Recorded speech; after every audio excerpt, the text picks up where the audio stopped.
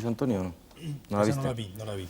Pues entonces, si queréis, hablamos de otra. Hay un primer tema completamente obligado, por supuesto, que es el tema de Reagan y Gaddafi, las hostilidades en el Mediterráneo, que cedemos la palabra en primer lugar al político de la reunión, que será el que tenga una idea más clara del conflicto. ¿Cómo ve usted el conflicto? Bueno, en primer lugar, no estoy muy seguro de que yo tenga por qué tengo que tener yo la idea más clara, me parece nos afecta a todos. Da la impresión de que con estos medios de comunicación tan sofisticados, donde se persigue la noticia todos los días, da la impresión de que es una lucha entre gallos de pelea, ¿no? Y realmente creo que no debe ser así. Yo creo que es lamentable lo que está pasando, lo que han hecho los americanos. Yo creo que es lamentable también lo que están haciendo el gobierno libio durante un tiempo. Pero la reflexión última que se me ocurre, que no está muy pegada al terreno de lo que ocurre hoy, que es peligroso en todo caso, es qué ha pasado en el mundo árabe en estos 10 últimos años. Las transferencias de renta que se han ido a muchos de esos países, entre ellos a Libia, ¿en qué se lo han gastado? Me decían antes de ayer que Libia debe a la Unión Soviética 5.000 millones de dólares. Realmente, con 5.000 millones de dólares se pueden hacer muchísimas cosas que estos gobiernos, muchos de los gobiernos árabes, no han hecho. Y hay otra guerra, que quizá nos queda más lejos porque no nos implica directamente, pero que es más terrible, que es la guerra entre Irán e Irak. Me parece que el mundo árabe merece un análisis serio y desde luego el mundo árabe no se merece los dirigentes que tiene. Luis Antonio, ¿tú crees que Europa ha quedado en ridículo en esta confrontación?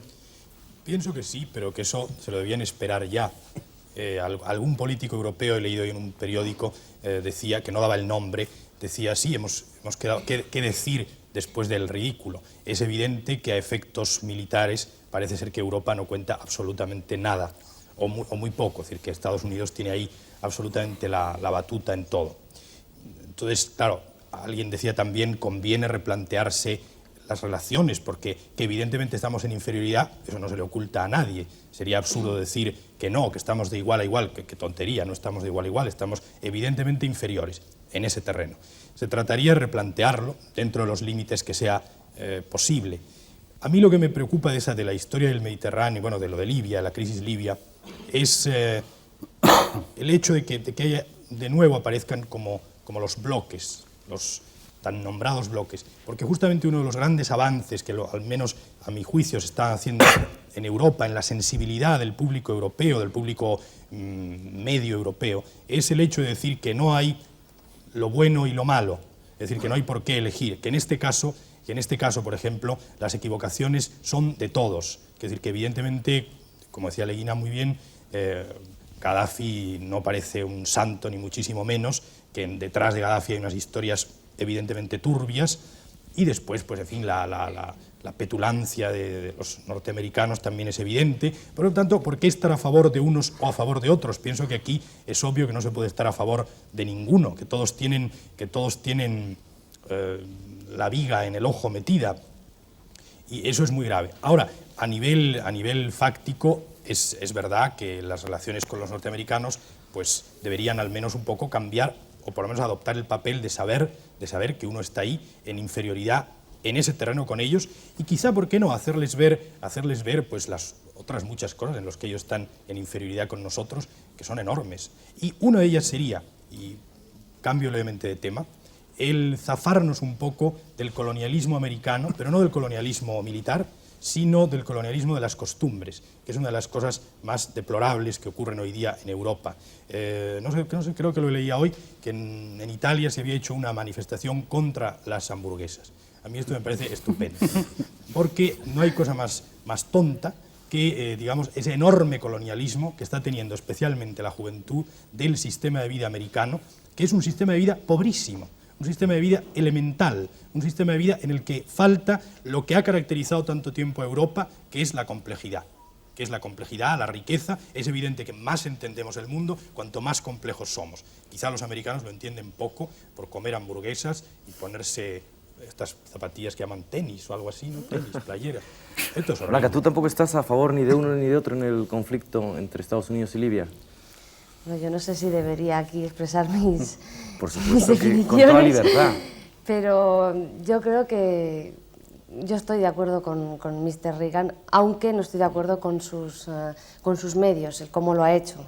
Ha sido quizás un paso muy fuerte, no lo ha hecho tenía que haber hecho con un poquito más de tacto. Pero lo que está claro es que el señor el perro rabioso de Oriente, como le llama Reagan, se está pasando, lo está haciendo además a escondidas, está pinchando, continuamente pinchando y bueno, con eso hay que acabar. ¿Estás de acuerdo con la crítica tan feroz que hacía Villena del modo de vida americano, de las costumbres que nos están exportando? Sí. ¿O tú eres amiga de la hamburguesa? No, en absoluto. Además, me he pasado un mes y medio por ahí y de verdad tengo el estómago destrozado. Pero no solo el estómago, sino por todo. Son unas costumbres, ¿verdad?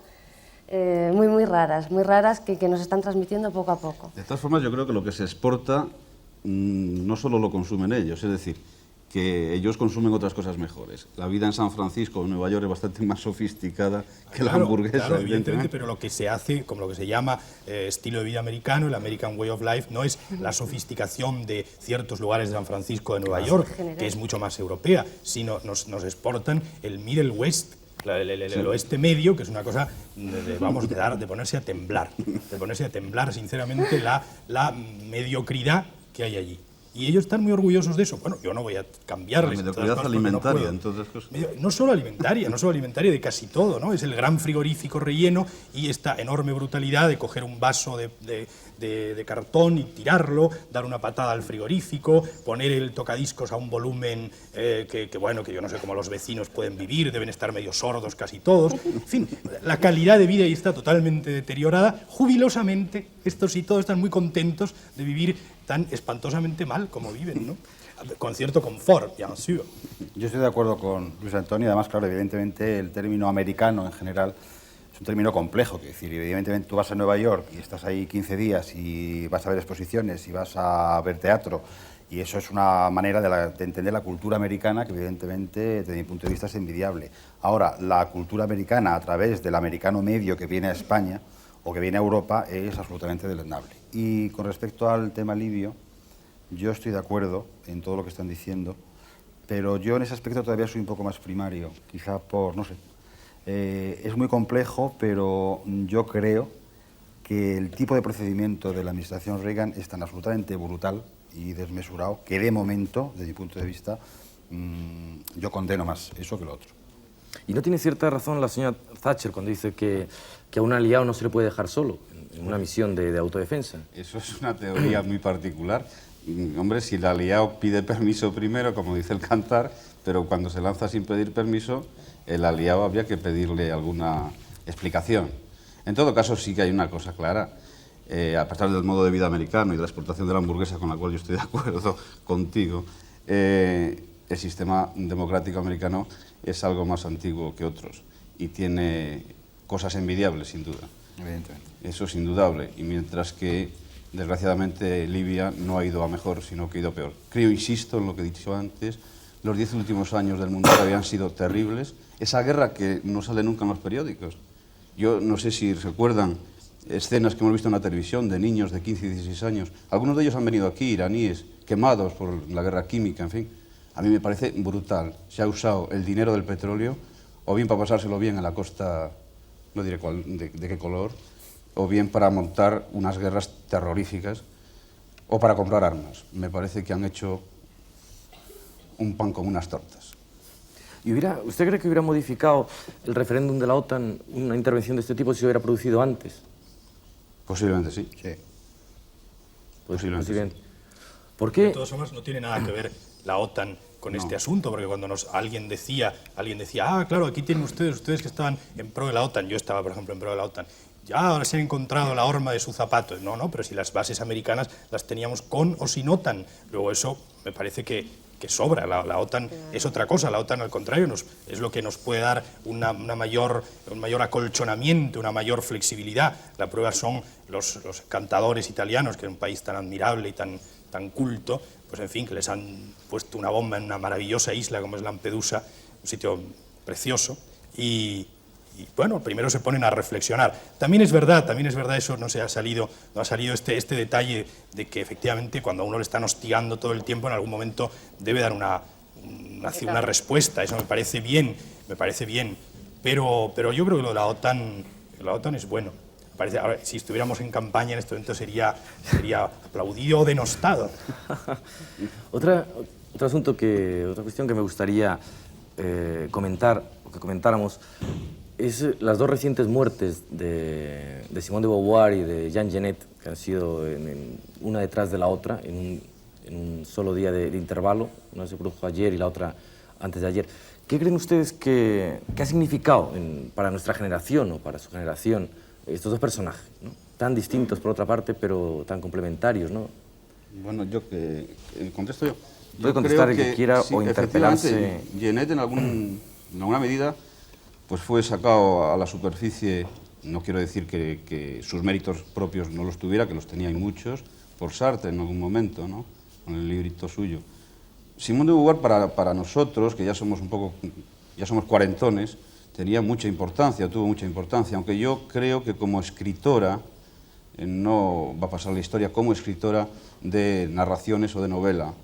Yo he leído algunas, concretamente la más famosa de ella, que son Los mandarines, que es una novela agradable de leer porque cuenta algunas cosas interesantes de la guerra y de la posguerra en Francia, pero que sí va a pasar a la historia no solo como compañera de Sartre, que me parece una anécdota, sino como iniciadora de un movimiento de liberación femenina, ¿no?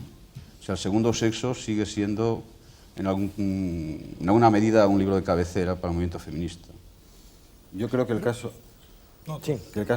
concretamente de Genet, supone, aparte de una pérdida de la literatura universal, evidentemente, una pérdida para la literatura dramática y para la gente que nos dedicamos a esto, porque yo me acuerdo perfectamente que el boom Genet en el teatro universitario, que se empezaba a representar Adamov, se empezaba a representar Ionesco, Samuel Beckett, toda la generación del teatro del absurdo, en aquella época incluso, era una época de una radicalización política muy fuerte.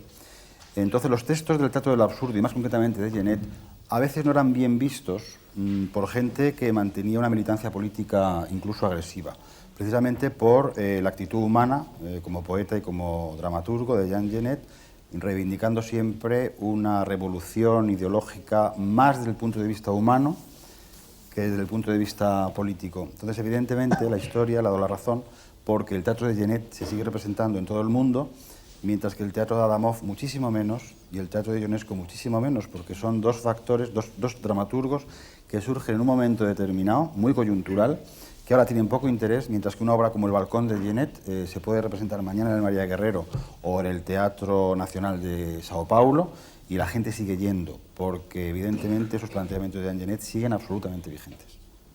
Me parece que son dos tipos de escritores, el escritor que se quedaba y el escritor que se iba. Quiero decir, Simone de Beauvoir es la escritora, en su gran momento, era la escritora comprometida, la que estaba siempre pendiente de la realidad, en alguna manera, de la realidad más inmediata, de lo que llamamos la realidad. En este momento, en los buenos momentos de la Beauvoir, ella hubiera dado su opinión sobre la guerra de Gaddafi y de Reagan, hubiera hecho un manifiesto, hubiera escrito un artículo, etcétera. Mientras que Genet es el escritor que huye, es decir, el escritor que está tan en desacuerdo con todo que tiene que retirarse, ¿no?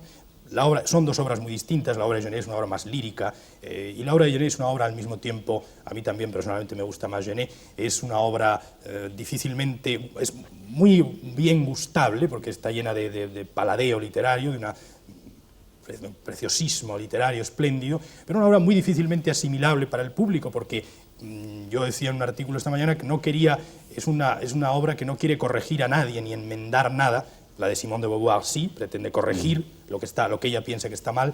Genet cree que está mal todo. Es decir, que el mundo está simplemente mal hecho desde el principio y que probablemente todos tendríamos que pintar, todo el mundo, una enorme gran pancarta y poner arriba a quien corresponda, 2 puntos. Hágalo otra vez, le salió mal. Tomarnos una pastillita y terminar todo. Y entonces, bueno, si efectivamente lo ha hecho un ser tan sabio, como probablemente lo ha hecho y no entendemos, por favor, pedirle el mínimo favor, que lo vuelva a hacer, a ver si queda levemente mejor. Esa era la postura de Genet y esa postura es muy difícilmente digerible hoy día, porque no es una revolución política, es una subversión radical. Blanca, ¿tú has leído algo de Simone de Confieso que Beauvoir? no, ¿Has confieso visto, que ¿no has no. visto Las criadas, por ejemplo, cuando se puso aquí? No, tengo Claro. poquísimo tiempo para ir. No te preocupes, Pero porque es vamos, como si a ellos... Pero supongo que como si nos con ponemos a hablar 23 de años deporte, tendré ¿no? tiempo todavía, tendré tiempo para ir. Que podemos preguntarle a Villena perfectamente qué deportes hace, ¿no?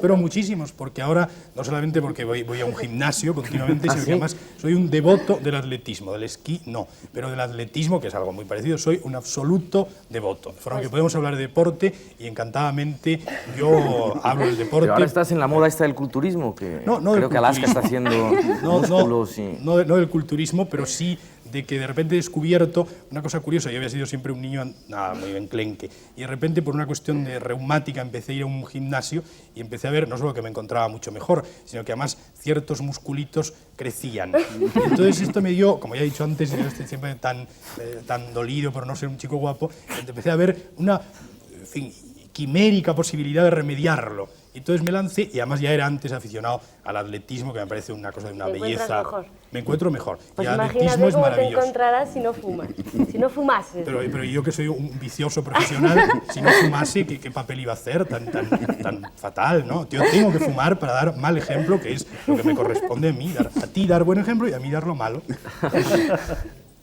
¿Usted, Leguina, le queda tiempo para el deporte? O... Bueno, de joven he hecho bastante deporte, atletismo concretamente. Y ahora nada. Ahora hago algo, pero mejor no me hallo, porque ya no me muevo con la velocidad que me movía, ni muchísimo menos. Pues no lo vamos a menear más, además, porque nuestro tiempo ha vencido.